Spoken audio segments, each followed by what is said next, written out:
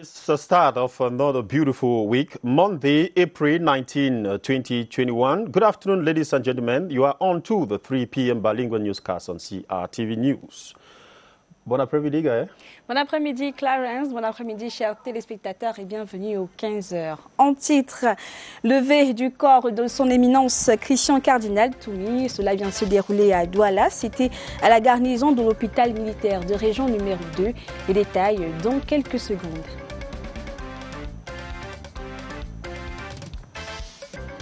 No more speculations as the population of the West region can now heave a sigh of relief following a drop in the prices of beef.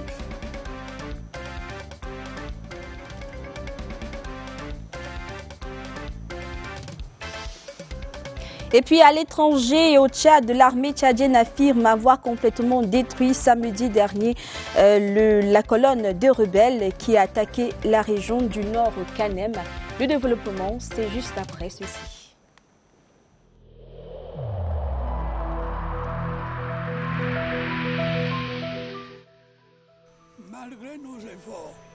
Despite our efforts, COVID-19 plunged many families into mourning and seriously hampered the functioning of our economy and society.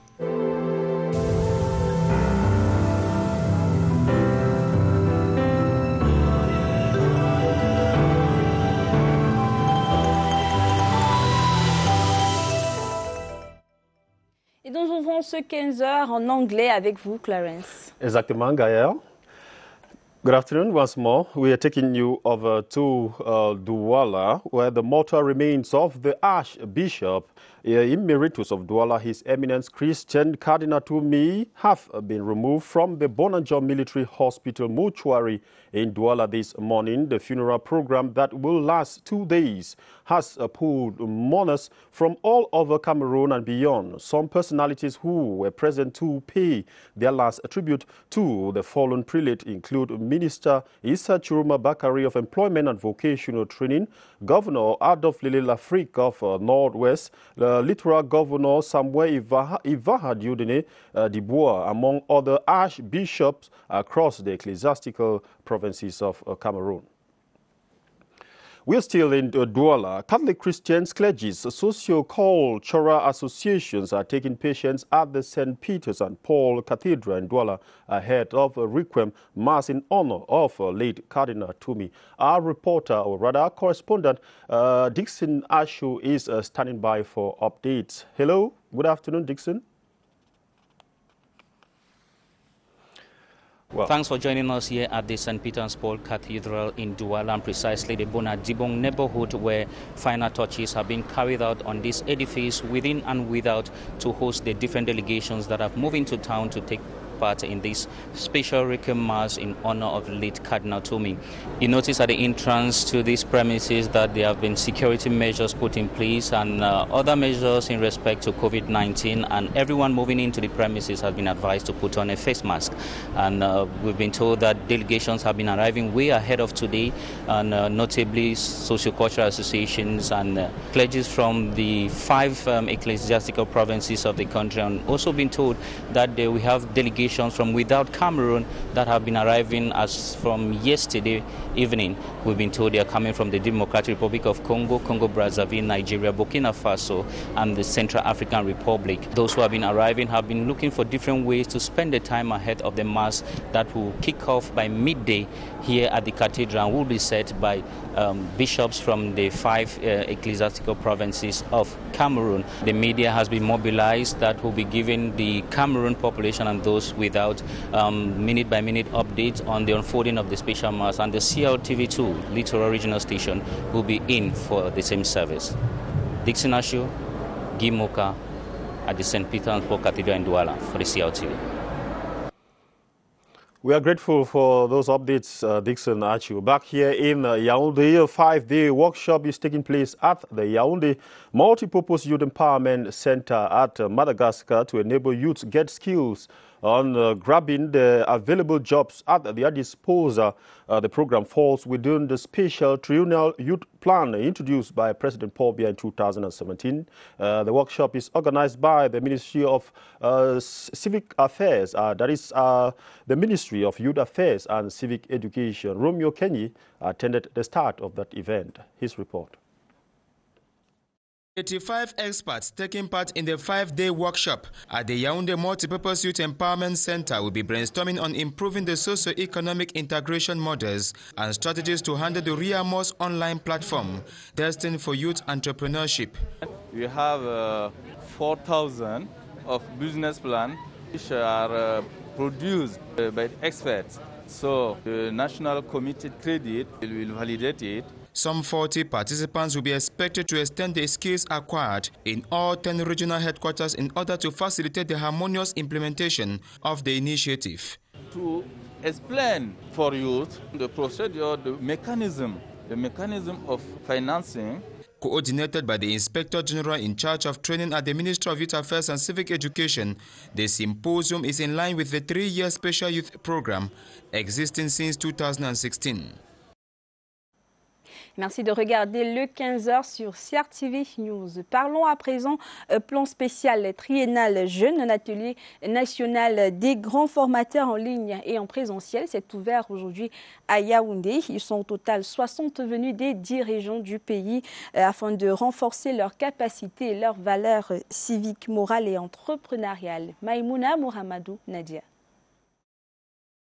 La plateforme est consacrée à l'échange et au partage d'idées. Les grands formateurs à la fin de cette formation pourront édifier, orienter et accompagner les jeunes au processus de développement de la nation à travers une bonne utilisation de leur part du plan triennal spécial jeune. Au niveau du ministère de la Jeunesse et de l'Éducation civique, nous nous sommes rendus compte qu'il y avait des jeunes qui restaient en marge, n'est-ce pas, de ce plan présidentiel. Et donc, notamment les jeunes de la diaspora, des jeunes qui vivent dans les métropoles et qui aimeraient bien mener des activités, des projets productifs au niveau de leur localité d'origine. Et c'est donc ainsi que le ministère de la Jeunesse et de l'Éducation civique a pensé mettre en ligne un réarmement moral, civique et entrepreneurial. Ils pourraient également être accompagnés dans l'élaboration de leurs projets productifs. Après 5 jours de formation, les grands formateurs issus des différentes régions du pays pourront à leur tour dispenser ces enseignements dans les 10 régions du Cameroun. La formation d'aujourd'hui regorge les grands formateurs et ceux-là iront en région pour former les accompagnateurs directs des jeunes. Donc ici, il sera beaucoup plus question de partage des outils, de partage, n'est-ce pas, des expériences, de s'accorder sur la démarche, la méthodologie. Le réarmement moral, civique et entrepreneurial réamorce constitue ainsi la seconde phase d'enrôlement des jeunes dans ce plan après leur inscription préalable à l'Observatoire national de la jeunesse. C'est une étape qui permettra d'assainir et restaurer la morale et le civisme chez les jeunes conviés aux sessions. À la suite de ce journal, nous parlons économie, précisément nomination des responsables de la Société nationale des mines du Cameroun. L'installation des nommés s'est déroulée ce vendredi par le ministre des Mines, de l'Industrie et du Développement technologique. Il s'agit précisément de Sylvester Mo, président de l'Assemblée générale, M. Moussa Blaise, président du conseil d'administration, M. Serge Hervé Boyogweno, directeur général, et Frou Jonathan, directeur général adjoint. Et précisément dans la région de l'Est, les fils et filles de la localité de Bétaré-Oya ont organisé une marche pour remercier le chef de l'État à l'occasion de la nomination de M. Moussa Blaise, originaire de cette localité. C'est un reportage de Georges-Alain Eyango.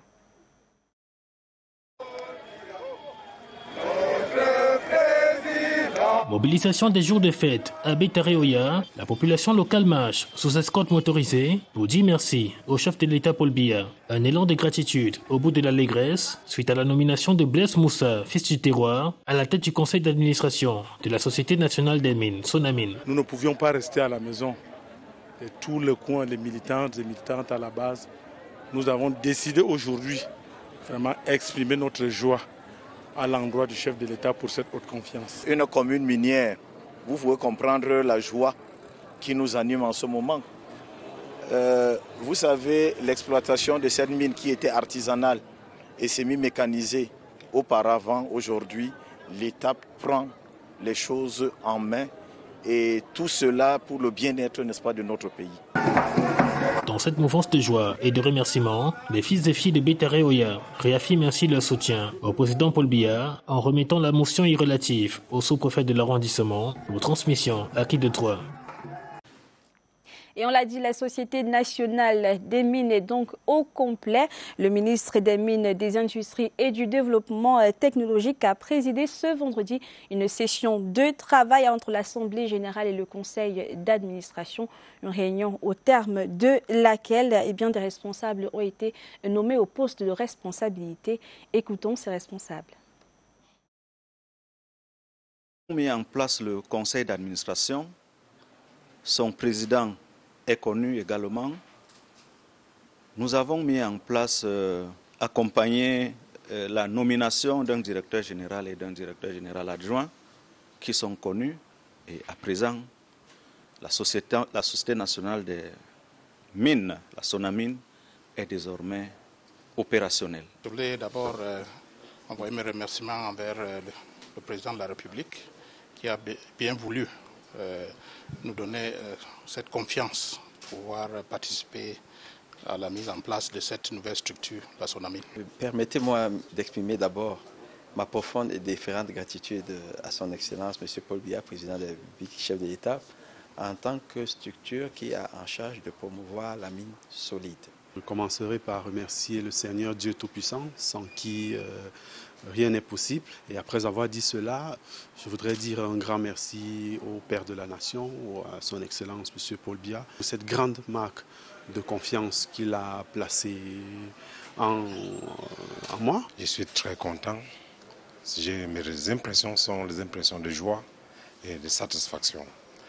Je mesure la dimension de ces responsabilités et je promets au président de la République, le Père de la Nation, que nous allons faire le maximum pour mériter cette confiance qu'il a donnée à nos modestes personnes. 13 minutes after 3 p.m., we continue talking economy in this newscast. For coffee lovers, in the following elements, we get a taste of coffee made in Cameroon. Our reporter, Guy Roger Nana, visited the business premises of the young Cameroonian who saw and seized the opportunity that exists in the coffee market. Let's find out in his report.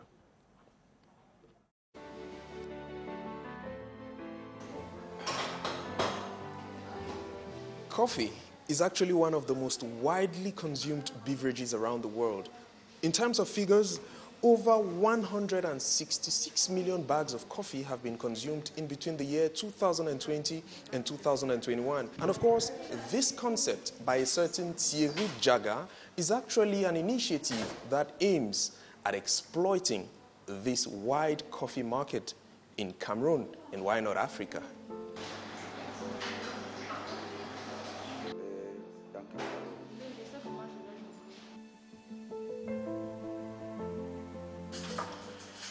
What's your role at Terrific Coffee? What do you do here at Terrific Coffee? Okay, I'm the manager here, and in November we will make 3 years. At the beginning, it was not really easy. It was very difficult.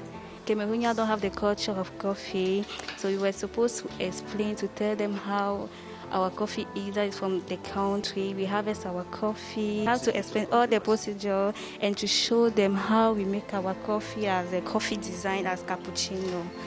Coffee remains one of the 3 most consumed beverages around the world, alongside water and tea.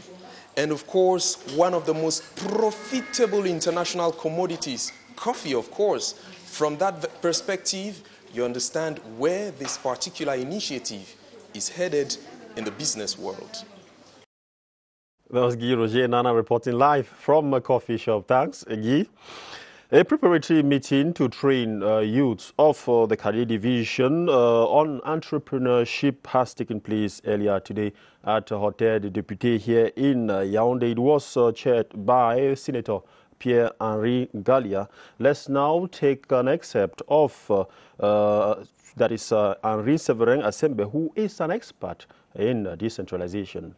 He spoke to our political desk reporter Yves Formoso. Follow. Citizen budget is the main axis by which citizens have to get their insertion in local economy. You know that if you don't know what the state have to do in the territorial communities, you will not be able to get a pertinent insertion in economic domain. You have to know what the state want to do in the country, so you can build your way by knowing what the state have to do.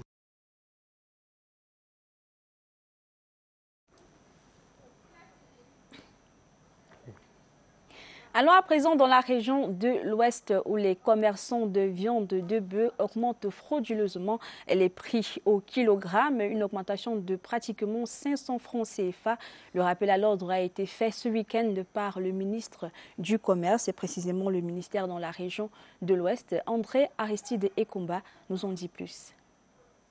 Recherche du gain facile, les commerçants ont transformé le marché en espace de spéculation avec la pression mise sur les prix au détriment des consommateurs. Après le pain et les matériaux de construction, voici venu le temps de la viande de bœuf. Sans eau, 3 000 francs CFA au lieu de 2 700, avec hausse 2 500 francs le kilo au lieu de 2 200. Pour discipliner les circuits de vente, une concertation pour renverser la tendance. Nous avons agi sur haute instruction de monsieur le ministre du Commerce, qui a constaté qu'effectivement, au niveau de la région de l'Ouest, nous étions en peloton de tête du renchérissement des produits de grande consommation. Nous avons pris un engagement, c'est celui d'aller au niveau des marchés du bétail, le réorganiser, parler avec les autorités administratives pour que les choses ne se passent plus en désordre. Pour trouver un terrain d'entente, la confrontation des arguments et contre-arguments a abouti à un huis clos débouché. Entre plaidoyer et conciliation, les résolutions ont épousé l'esprit citoyen. En tenant compte de l'aspect philanthropique, le kilo de viande sans eau quitte de 3 000 francs à 2 800 francs et de 2 500 à 2 300. Mais le problème qui va se poser là, c'est au niveau de la monnaie. En évoquant le problème de la petite monnaie pour faciliter les remboursements et la pléthore des intermédiaires dans le marché à bétail à Fumban, les bouchers ont reçu les assurances de leurs interlocuteurs dans le sens de la résolution des problèmes posés. Eh bien, nous quittons la région de l'Ouest pour celle de l'extrême nord et parlons alimentation, santé et développement durable. C'est le thème des journées scientifiques de la faculté des sciences de l'université de Maroua. L'événement s'est achevé ce samedi 17 avril et aura mobilisé des élèves universitaires et professionnels de la santé à travers les différents exposés des participants. Lionel Mingué à Maroua. L'importance de la science n'est plus à démontrer en ce qui concerne le développement d'un pays. Le Cameroun, engagé dans cette quête de l'émergence, a justement besoin d'un grand apport des scientifiques. À la faculté des sciences de l'université de Maroua, l'on en est bien conscient, d'où l'organisation de cette 5e édition des journées scientifiques. Si les pays se développent, c'est parce qu'ils font de la science. Il n'y a pas de développement sans science et technologie. Le fait que nous fassions des journées scientifiques, c'est pour motiver la communauté universitaire. En choisissant un thème axé sur l'alimentation et le développement durable, la faculté des sciences de l'université de Maroua entend ainsi montrer son savoir savant et son savoir-faire. Il faut voir la contribution des publications. On publie dans des gros journaux. On veut pouvoir sortir de l'expérimentation, la publication des résultats à l'exploitation de nos résultats. Pour susciter l'amour de la science en milieu scolaire, des prix des Olympiades de géologie ont été remis aux élèves du secondaire et des enseignants promus au rang magistral présentés à l'ensemble de la communauté scientifique. A tree planting campaign dubbed One Student, One Tree to encourage students and teachers of secondary and high schools in the 7 subdivision of the Upper Sanaga division of the Center region has been launched in Nanga Eboko, chief town of the division. It was launched by the Secretary General in the Ministry of Forestry and Wildlife, Joseph Yuangwen. Hannah Jong reports from CRTV Center. The tree planting campaign in the Upper Sanaga division of the Center region will cover Mbanjok, Minta, Nanga Eboko, Koteng, Bibe, Nsem and Limbe Yezum, where students will be encouraged by the authorities of the environment, nature protection and sustainable development and those of forestry and wildlife to plant trees, presiding at the Day 2 tree planting exercise this Friday at the Government Bilingual High School, Mbanjok. The Secretary General in the Ministry of Forestry and Wildlife, Joseph Nyongwen, enumerated more than 25 problems caused by the lack of trees. The Divisional Chief of Section of Forestry for the Upper Sanaga Division, Shunganwi Abongwi, emphasizes on the importance of such a campaign. We thought it wise to plant these trees for the various functions that trees play to humanity and to the environment. That is why we thought it wise to come in the school milieu to sensitize, first of all, the students and the teachers on the importance of trees to human beings and the environment. The One Student, One Tree planting campaign in the Upper Sanaga division will help beat climate change, boost reforestation, control erosion and pollution, as well as other environmental hazards caused by the lack of trees. That was Anna John reporting there. Let's go over to the southwest region to talk religion. The moderator of the Presbyterian Church in Cameroon, the Right Reverend Fonky Sanwe Foba, has charged the Presbytery Secretary for Fakul North Presbytery and the parish pastor for Boyo Town Parish to be assiduous and continue to serve as a good shepherd in caring for God's flocks. Let's have details in this report. It is with an oath to diligently carry out the pastoral ministry in caring for the flock while respecting church authority that the chief shepherd is instituted and inducted as the Presbyterial Secretary for Fakul North Presbytery alongside parish pastor for Boyo Town Parish. Step up door-to-door evangelization, pay home visits to the Christians.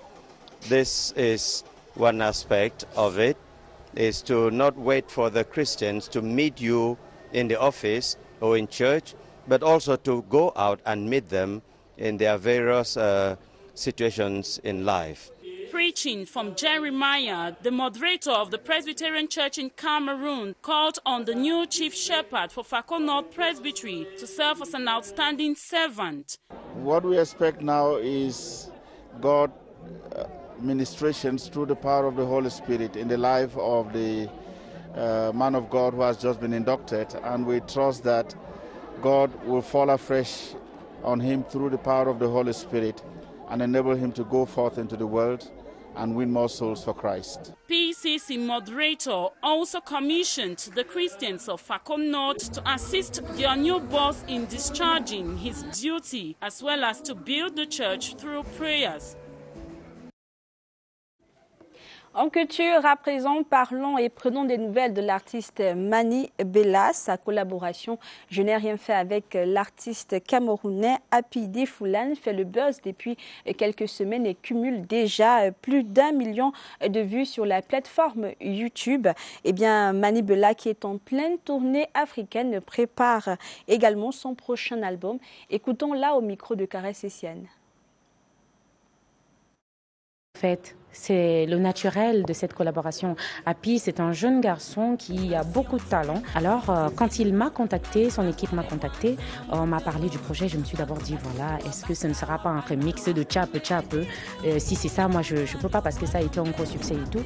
J'ai écouté la chanson qui est totalement différente. Ça m'a plu, j'ai voulu participer, voilà. Mes projets actuellement, je suis en tournée. J'étais au Mali dernièrement pour un grand festival, le Bama Art. Le mois prochain, je serai au Tchad, au Tchad, en N'Djamena, avec l'Institut français. Entre-temps, on a des petites tournées qu'on fait du nord au sud, de l'est à l'ouest. Là, je prépare mon prochain album. Il y a beaucoup de chansons, beaucoup de collaborations que je fais en interne. Et le moment venu, d'ici quelques mois, voilà, ce sera pour le grand public. Effectivement, je suis une ancienne gens santé, comme on dit au Cameroun. J'ai utilisé pendant longtemps des produits éclaircissants et j'ai décidé d'arrêter, d'assumer la femme camerounaise, la femme noire africaine que je suis. J'ai voulu servir d'exemple personnifié afin de donner le courage à toutes ces femmes-là aussi qui sont dans cet engrenage infernal de N'Djansan. C'est un déni d'identité, éclaircir sa peau. Alors j'ai eu ce sursaut-là il y a de cela 2 ans. J'étais au Festival Fémia, j'ai décidé d'arrêter tout et de m'assumer telle que je suis. Et nous allons dans la région de la Damawa pour parler du parcours Vita de Ngaoundéré qui est ouvert depuis ce matin. L'ouvrage réalisé dans le cadre du programme de construction des infrastructures de sport de masse au Cameroun a donc été inauguré et rétrocédé à la mairie de la ville. La cérémonie a été présidée par le ministre des Sports et de l'Éducation physique, le professeur Narcisse Mouelé, en visite de travail dans la région. Nous l'écoutons.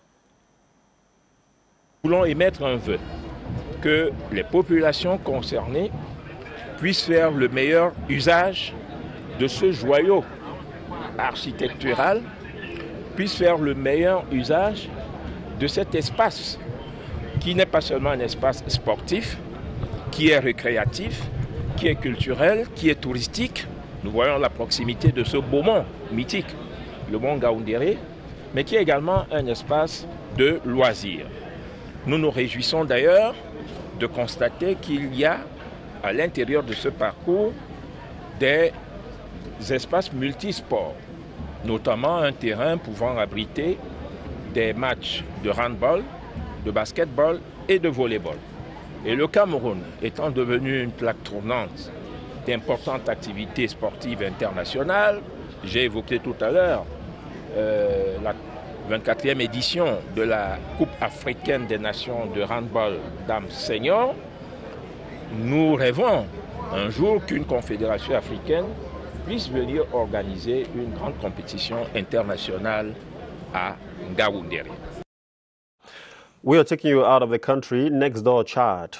The Chadian military says it has stopped a convoy of rebels who tried reaching the capital N'Djamena on Sunday. Foreign governments have issued multiple warnings in response to the rebel movement. Gladys Asu with the details.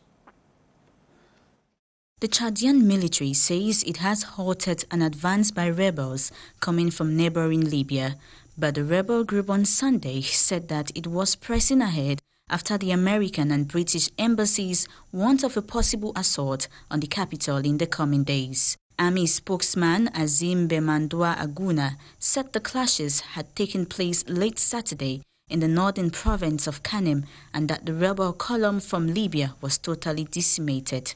It was not immediately possible to independently corroborate the claims given the remote location where the fighting took place. A warning issued to British citizens, though, said there were believed to be 2 rebel convoys, one moving from the town of Fire towards the capital N'Djamena and another seen headed towards the town of Mao. The rebel group known as the Front for Change and Concord in Chad issued a statement Sunday on its Facebook page stating that its forces had begun the liberation of Kanem region. The rebels are believed to have crossed over into Chad a week ago on election day as President Idriss Déby sought to extend his 3-decade-long grip on power. While the incumbent was all but certain to win another term, official results have not yet been released. Et c'est ici que nous mettons un terme à cette édition du 15h à 16h pour le journal international. Retrouvez Gladys Assou, Clarence et moi. Nous vous donnons rendez-vous à 17h. À 17h, Gaïa.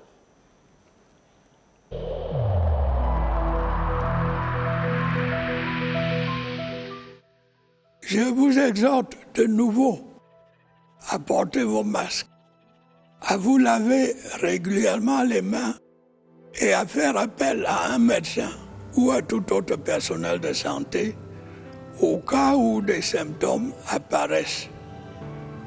C'est le seul moyen de préserver les vies et de freiner la propagation du virus.